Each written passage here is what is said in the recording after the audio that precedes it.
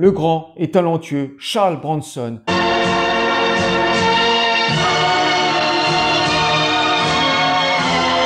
Un acteur né en 1951 et qui va percer dès les années 50, à mettre à la même échelle qu'un Charlton Heston ou un James Coburn de l'époque. Malgré ça, la carrière de Charles Bronson est jonchée de difficultés. Charles Bronson, de son vrai nom Charles Denis Buskenski, excusez-moi si j'écorche son nom en entier, est né d'une famille d'émigrés dans son adolescence jusqu'à l'âge adulte. Charles Bronson va enchaîner les petits rôles d'ouvrier. Il va travailler à l'usine, bien sûr, mais aussi dans les mines. Il sera serveur, livreur. Et dès l'âge de 25 ans, Charles Bronson va décider de déménager à Los Angeles, à Hollywood, pour essayer de percer en tant qu'acteur. Il va vite se faire repérer de par sa stature assez costaud et son visage buriné par des producteurs de séries télé. Il va interpréter plusieurs rôles de flic et de cow-boy dans ces séries. Et en parallèle, Charles Bronson va se faire repérer par un studio mythique des années 40 et 50, de production plutôt de série B et de série Z, de films d'exploitation, le grand studio Roger Corman. Et Roger Corman va proposer à Charles Bronson dès 1957 un rôle majeur de gangster dans le film Mitraillette Kelly, où il va tenir bien sûr le rôle principal de ce mythique gangster de la Prohibition. Et ce petit film d'exploitation va propulser Charles Bronson de plus en plus vers son premier rôle à succès au début des années 60 dans un chef-d'œuvre du western américain, Les 7 mercenaires.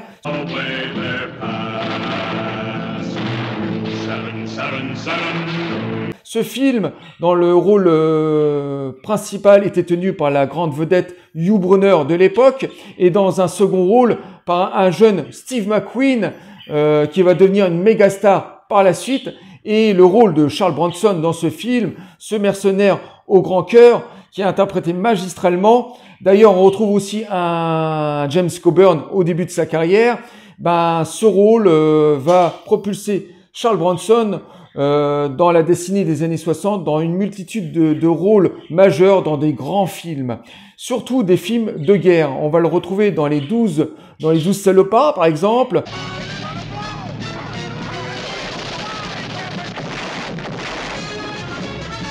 Dans La Grande Évasion, de nouveau avec Steve McQueen, et dans La Bataille des Ardennes.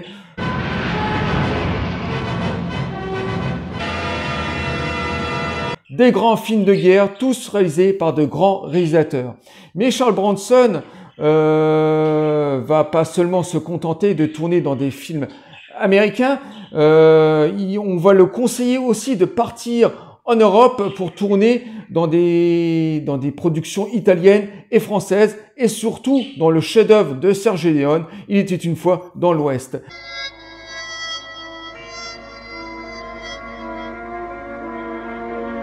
Et ce rôle va tellement être énorme en succès en Europe que ça va le propulser pour le marché américain. Charles Bronson va bien sûr interpréter des rôles dans des films européens comme français ou même belges, pas beaucoup mais beaucoup français, et ensuite il va retourner aux États-Unis pour interpréter des rôles dans des westerns. Et ensuite, dans la décennie des années 70, ça sera la décennie de gloire en tant que star pour Charles Bronson. Au début des années 70, en 70 pour être plus précis, il va interpréter le rôle d'un gangster dans un film italien qui s'appelle La Cité de la Violence, teinté de social et d'espionnage. Donc Charles Bronson va instaurer un premier rôle taciturne dans ce film, et ensuite il va enchaîner avec des films français comme Adieu l'ami, plutôt des drames et des polars. Et ensuite, bien sûr, il va retourner aux États-Unis, il va ponctuer ses films aux États-Unis, et il va jouer dans une multitude de westerns. Par exemple, un western extraordinaire, assez atypique, Soleil rouge. Some you might have heard about it. It's called The Hold Up. avec Delon, d'ailleurs un film que je vous conseille vivement de découvrir. Il a joué aussi dans les collines de la terreur, qui est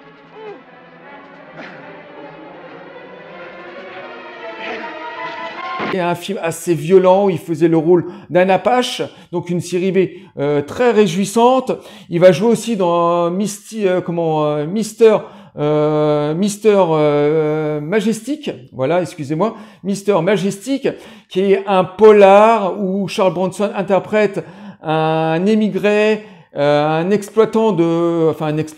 producteur de pastèques qui va être confronté à la mafia de Los Angeles, donc un polar plutôt réjouissant. Et puis il va interpréter aussi dans un rôle de drame, d'aventure, d'action dans un film de Walter Hill, Le Bagarreur.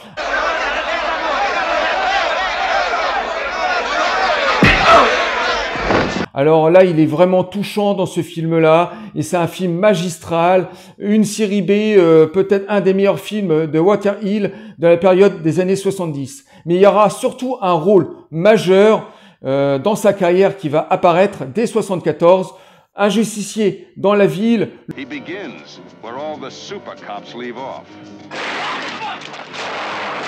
Le rôle de sa vie, je dirais.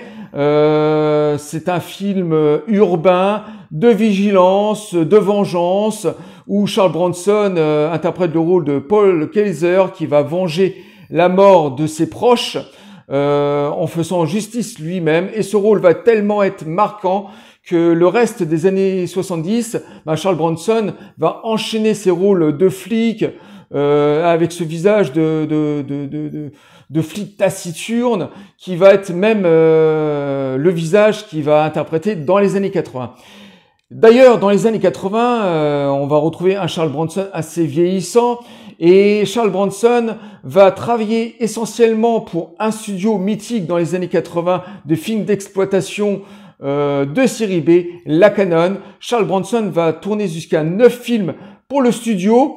Alors, il va reprendre dans un premier temps Un justicier dans la ville 2 pour la Cannon, un film qui est pour ma part un tout petit peu plus violent, peut-être moins maîtrisé. On est quand même chez la Cannon, donc on est dans un savoir-faire plutôt économique. Donc cette suite du justicier dans la ville est tout à fait réjouissant, avec des scènes vraiment très crues. Et on est encore dans la matrice du premier film. Ensuite, il va enchaîner Un justicier de New York. Charles Bronson.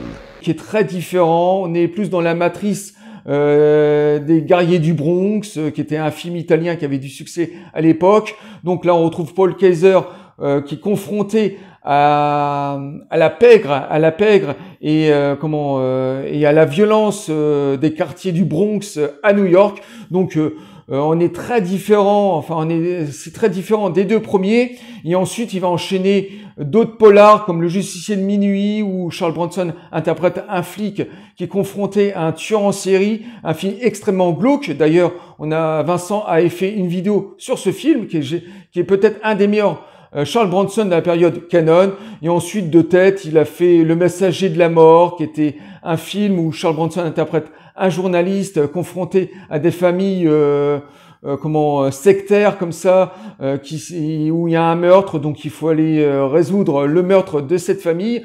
C'est un film plutôt sympathique. Et puis Conjit. Charles Bronson, c'est ça la justice.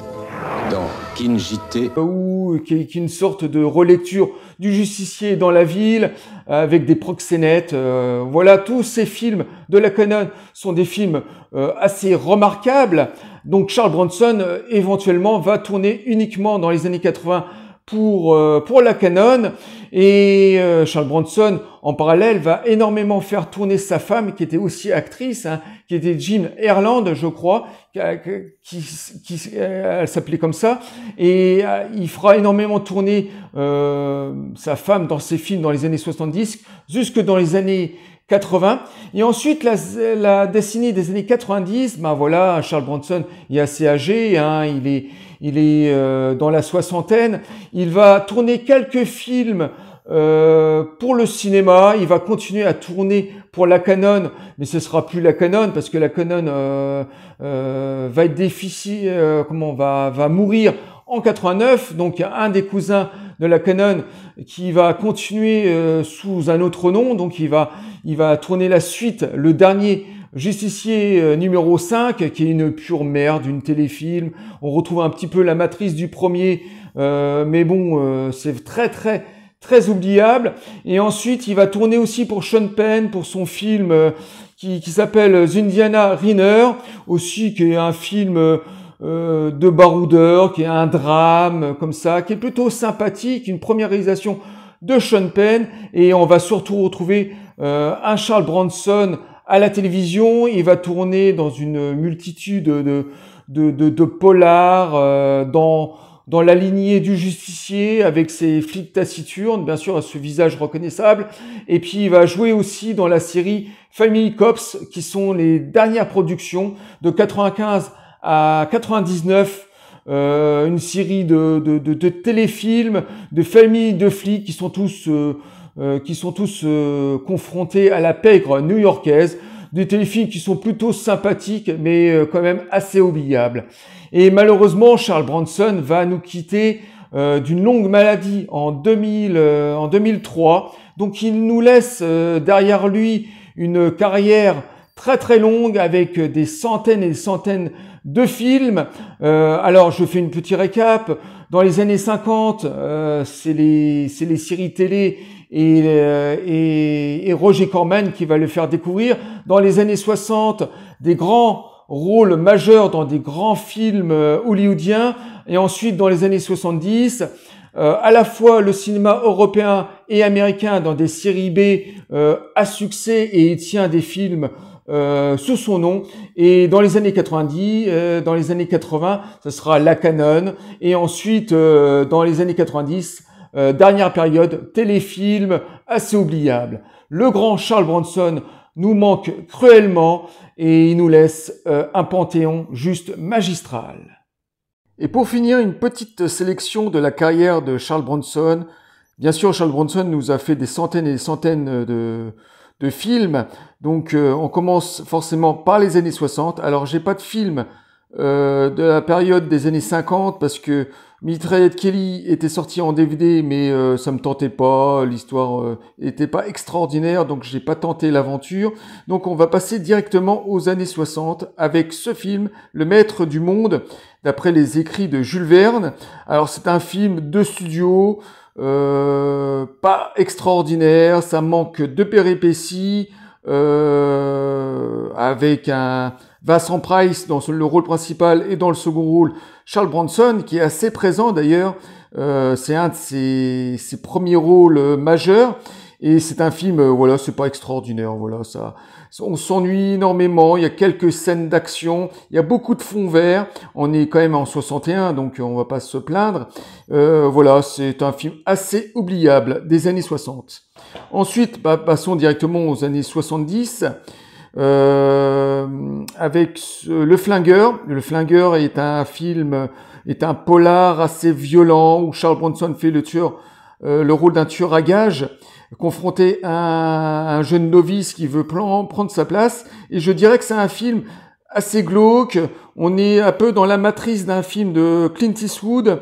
D'ailleurs, on pourrait presque confondre. La musique est superbe, la photographie aussi, la réalisation est assez sobre, mais on retrouve un très grand Charles Bronson. Et puis en deuxième film, parce qu'ils ont complètement mélangé, on retrouve Le Messager de la Mort, un film de la Canon en deuxième partie.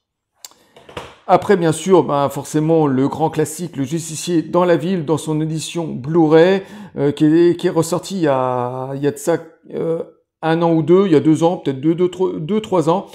Un film réalisé par Michael Winner, un grand réalisateur anglais qui a fait sa grande carrière dans les années 70. D'ailleurs,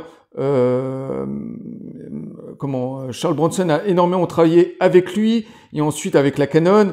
Et voilà, c'est un film de vigilance, de vengeance, film urbain, juste mémorable. Ensuite, Le Solitaire du Fort Bird, je sais pas comment le prononcer.